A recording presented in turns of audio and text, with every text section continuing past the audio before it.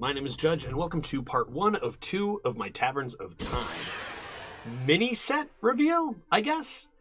For those of you who don't know what Taverns of Time is it's a collection of 28 cards that were released in 2018 as a part of a 1-month event called Taverns of Time.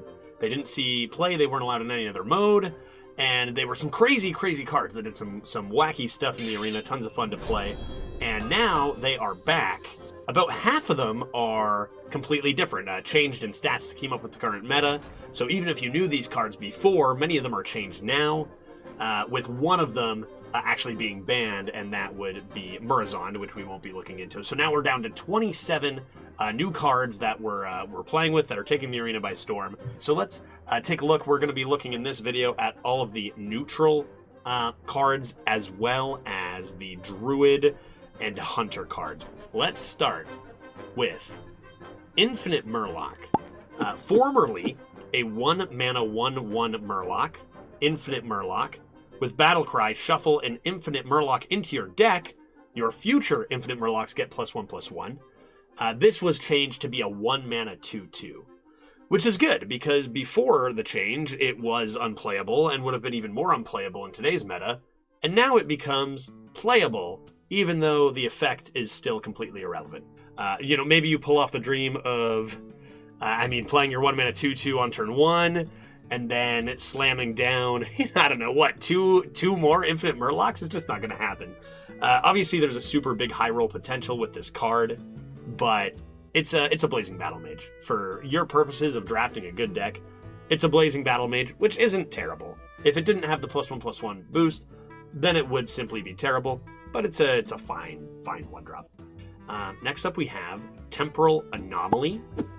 Formerly a 2-mana 2/2 elemental. It also has been changed. It is now a 2-mana 2/3 elemental.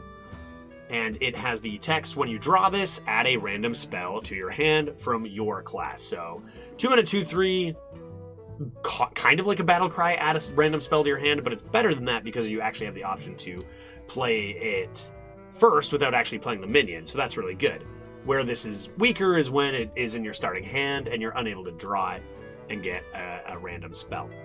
If this were a 2/2, it'd be a lot more fair, maybe a little more balanced, a little less exciting. But as a 2-mana 2/3, and with the elemental tag, which isn't nothing, this card is just great. Random spells right now in this current meta are, probably a lot better than they were back in 2018. So better than 4 years ago for a bunch of reasons. It's a strong card. It's not insane, it's a strong card. It reminds me a bit of like a Swashbuckler. Next we have Timeline Witness, which is a 3-mana 2/4. Instead of drawing your normal card each turn, discover a card from your deck. So you do still draw that card out of your deck, but you get to just discover one from within it. And this card was unchanged, and the effect is super cool. And I think that the fact that this effect existed in 2018, that's just an awesome designed card. I'm a little bit surprised with how much they have been buffing a lot of these cards to just be like much better stats, that they didn't make this a 3/4. Because it is a little bit slow to come down on turn 3, the effect is cool, and it's a threat for your opponent, but the 2 attack doesn't really do as much as I'd like it to. So I don't think I can really put this card as this is one of the good Taverns of Time cards. But it's fun, the effect is cool, and it can be really good if it goes unanswered. It's just, usually the 2022 meta is a lot more cutthroat for you to just be tempoing 3-mana 2/4s. It's not really a super great late game draw because it usually can be answered. So I think this card actually isn't super great, but it's super fun, and I just have a hard time turning it down. Very fun card. Next we have Possibilityseeker. Formerly a 4-mana 4/5 dragon. With Battlecry, shuffle your hand into your deck, draw that many cards. It is now a 4-mana 4/6, so this card actually sees a health buff, which is huge. A 4-mana 4/6 is great stats. And I think this is an effect that is very underrated and possibly very misused as well. I think a lot of people don't use this Battlecry when they should, because they don't want to toss away a really powerful 7 or a really powerful 8, which is fair. And maybe there are some cards where, you're safe to do that and not play the Possibilityseeker. But normally you want to just play this for the immense stats that comes down on turn 4, and get your draws. Interesting synergy with the Temporal Anomaly, where you can draw it, shuffle it back into your deck, draw it again, get a couple extra spells, and we'll actually see a little more synergy with Possibilityseeker down the line. And also because of those synergies with other Taverns of Time cards, I think that this card is really good. I think this card is really, really excellent. Give it one more health than its previous completely fine stats, and it's excellent. Next up, we have now the only neutral legendary, and I believe that makes it the only legendary in the set now since Murazon was removed, and that is Chromie, which gets a huge buff from 2018. It was formerly a 4-mana 4/4. Now it gets a +1/+1 and is a 4-mana 5/5 with her Battlecry of shuffle 4 historical epochs into your deck. So those 4 cards are all 4-mana spells that are cast when drawn. So you draw it, the effect goes off, and you draw a new card. And they do the following things. 1 gives all your minions on board +2/+2 when drawn. 1 deals 2 damage to all enemies, so it casts a Consecration pretty much when drawn. 1 adds 2 random spells to your hand, and 1 adds 2 random legendary minions to your hand. So all of them very positive things. Some of them can do nothing if the board state isn't perfect for it. If you have no minions, giving them +2/+2 isn't so good. But they're all strong. And the fact is, we went from a 4-mana 4/4, which was like, but the effect is strong too. 4-mana 5/5 on its own is great. And now you just add a 4-mana 5/5. It's a legendary minion, so fair enough. Now it's a 4-mana 5/5 that has a whole bunch of good effects shuffled into your deck. Now the consistency of those effects happening is very all over the place. So, it's not like you play this and you're like, great, I'll get legendaries and spells and it'll be awesome. But there's the possibility to just have a much better 4-mana 5/5. So I think this card is kind of, for me, unskippable during the short period we have it, because we don't get to use these cards very long. Very, very strong card, very strong effects, no downside, beyond premium stat line, with potentially game-breaking effects. At the high end, you can add 2 Colossals to your hand the very next turn. I mean, it's got such potential. Really, really, really strong card with that buff. Next, we have Timewaywander. This one, I believe, went unchanged since 2018. It is a 5-mana 6/3, and it's got Battlecry, discover a spell, reduce its cost by 5, then put it on the top of your deck. So this is a really cool card. Very similar to Mage's 5-mana 6/4, discover a spell.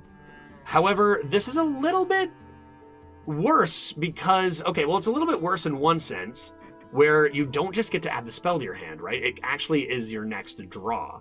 So most discovers, you get that spell and a card draw. This one you don't. So -1 card is actually a little bit of a bigger deal, even if you're getting the discount. Now, where this card shines, of course, is it can really make some massive swings the turn following. With cards like Amulet for Mage and Rune of the Archmage that you can play as early as turn 5, you can just win the game right after that. So I think that Discover is so strong right now that any card that has the keyword, I'm just like, yes, I want that. I want that card. And Timewaywander is no different. It does cost you your top deck, and there is the possibility that you get 3 spells you don't really want and you're forced to top deck it, and that is unfortunate. But usually, when you're discounting them by 5 or even 2 or 3, you can find a way to make them work. So that's a really, really fun, and it's a strong card. Next up, we have Wildlands Adventurer. Again, another one that went unchanged. It's a 5-mana 5/5 with Battlecry, add a random card from the Hall of Fame to your hand. And this card is very cool. Regardless of how good it is, it's a card that can add some really neat cards that we haven't seen in a long time to your hand. Sylvanas and Ragnaros come to mind. There's cards like Conceal that can, just take your opponent off guard and be very strong. Ice Lance is one of them. And so there's like some big variance in actual card quality, some of them being great, some of them being actually pretty bad. But it's fun. I think that a lot of people see the Hall of Fame and go, wow, those cards must be amazing. But a lot of cards weren't really Hall of Famed because they were amazing. They were Hall of Famed because we just saw build-arounds of that one card over and over again, or they were dominating the meta too much. But for Arena, that doesn't really matter a whole lot. So some of those cards are actually pretty weak. I would say this card is weaker than a lot of people who look at it would think. Because you're 5 and a 5/5, you look at like a big old whelp, which just draws a card. Sometimes that's just going to be better to get a card that you actually know and that you drafted. But it's really fun to go for those high rolls, the Ragnaroses, the Sylvanuses. Sometimes something very particular will come around. And it's fine. 5 and a 5/5, add some value to your hand. It's a good card. Similar maybe to Big Ol' Whelp. Just maybe not as busted as people think. Next, another card that went unchanged. Stasis Dragon. 6 mana, 10 rush, but it starts dormant, awakens after two turns. So this was imprisoned before imprisoned came out, I believe, right? So this card is still good, right? It's a 6 mana 10/10 with rush, but it's so funny that we look from 2018 to 2022, and we see cards like Shamans. 5 mana, summon 2 5/4s with rush. Like, that's nearly the same amount of stats that you get immediately and for less mana. We see Corrupted Elephant. That's a 5 mana 8/8 with rush immediately. So I think this card's been kind of met with power. I think when it was printed in 2018, I think it was a lot more powerful. But I think now the power creep, especially in the mid-range game, has made this card not nearly as strong. But it's still a 6 mana 10/10, right? If you've got Perfect Curve coming into it, it can be really tough for your opponent to find plays through the next couple turns. It's good, just not nearly as good as it was in 2018 due to all the crazy 5s and 6s that are out there now. Next on the list would be have been Murazond, which for the what it did is it made your turns 15 seconds, and you drew 3 cards per turn instead of 1. It was a 7 mana 6/6. They decided, you know what, that effect is just bananas and maybe a little too far, and they decided to remove it. So no Murazond in this Taverns of Time, bringing us to our last neutral, and that is a 15 mana giant 8/8, and it costs 1 less for each card you've drawn. So you draw half your deck. This is a 0 mana 8/8. You get about, most decks don't go that far, most games don't go that far, but if you can get this as a 4 mana or 5 mana 8/8, that's great. The way this card struggles is you draw it too early and you've got a dead card, which sucks, but it's got potential. Same kind of strengths and weaknesses as most giants. So another card that interestingly has synergy with Possibilityseeker, as you can really just get rifling through your deck. If you have multiple Possibility Seekers, imagine you have 2 Seekers, 2 Giants. You can do some really, really crazy stuff really quickly if you have those. If you don't have the synergies, it's fine. Maybe as a late game pickup, it's an 8/8, it's a threat. But it's really when you get into those synergies that this can be extraordinarily good. Stuff like Peasant is in. Tradable is a great mechanic with this, as you can trade out, draw an extra card that way. Timebound Giant, strong card.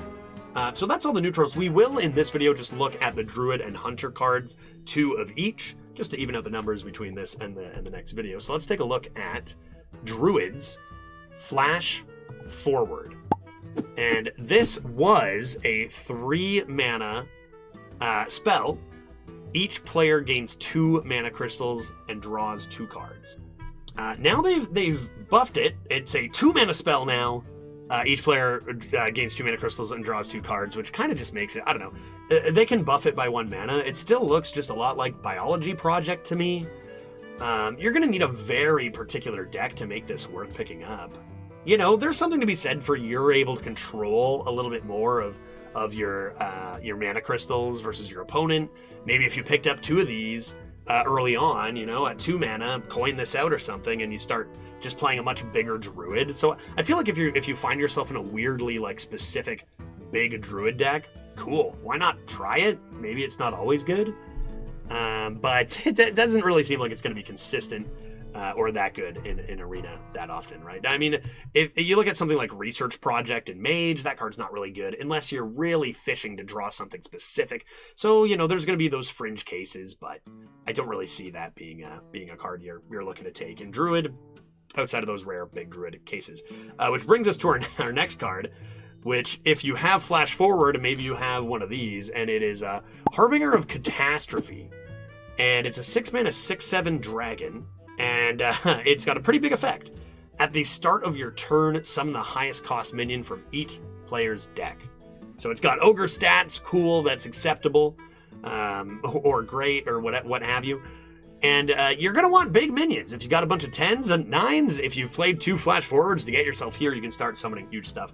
Problem is there's a lot of big stuff all around from opponents, colossals, raid bosses, and there's just not enough consistency. This is a big meme card, a big meme archetype, which, great, go for it. But generally, you're not looking to take this chance in Arena. So not really. I feel like Druid kind of gets a little bit of some meh cards compared to some others down the line. Speaking of which, Hunter gets Chronoshot, which used to be 3 mana, a spell, and it's pretty much a sap, but with the freezing trap effect. So it is return an enemy minion to your opponent's hand. It costs 2 more. Now, it was 3 mana. It's been buffed to 2, which is crazy. The card was already great, and now it's even more insane. It's just a better sap, and sap was always one of the best arena spells you could find. The amount of tempo you gain can be huge. You hit a 5-drop, a 4-drop, you gain a ton of tempo on your opponent, and your opponent can't just re-tempo it, and it's going to cost them a lot to replay that card. So the thing with sap is you give them an acceptable card to play back in their hand. With Chronoshot, you give them a card that's just not, you just can't play it most of the time. So one of the most bonkers cards in this entire set, Chronoshot. Don't know how you ever skip that. Next up we have Infinite Wolf. What used to be a 4-mana 5/5 rush is now a 3-mana 5/5 rush. However, I don't know if the effect is gonna save it. After this attacks, shuffle it into your deck and give future Infinite Wolves +2/+2. So you make an attack with this and it's gone. Back into your deck. But hey, maybe you get some buffs down the line. But wait, you get your buffs, you attack with that buffed minion, and it's gone. So it's not really much of a threat to the face. It can do some, if you combo it, you can get some, big removal. But we're Hunter. Why don't we just pick cards that go face, right? So I feel like even at 3 mana, now 3 mana becomes a lot more playable. 3 mana deal 5, like a Shadow Strike, is good, but you still can't get through taunts. It's just a little awkward. Could be pretty crazy if you get some 6 energies, but for Arena, for consistency, not really gonna work. So that's the first half of our Taverns of Time cards. Some absolute doozies in some of the other classes, so make sure to check out the second part of this review. We'll take a look at the remaining 7 classes, again, since Demon Hunter does not get any cards for this event. Out of these ones, Chronoshot really, I think, takes it for me. A lot of really strong neutrals. Interestingly, a lot of really, really strong neutrals compared to the Druid class cards. If you think I missed anything on any of these cards, please let me know. What do you think? What do you think about my opinions? Let me know in chat. Let me know what your favorite cards are, and we'll do this again in part number 2 in the next video. Thanks for watching. Don't forget to hit that thumbs up and subscribe button. See you next time. My name is Judge. Whose name is Judge? My name is. Whose name is Judge? My name is That's a silly name. Judge. Okay, that's enough.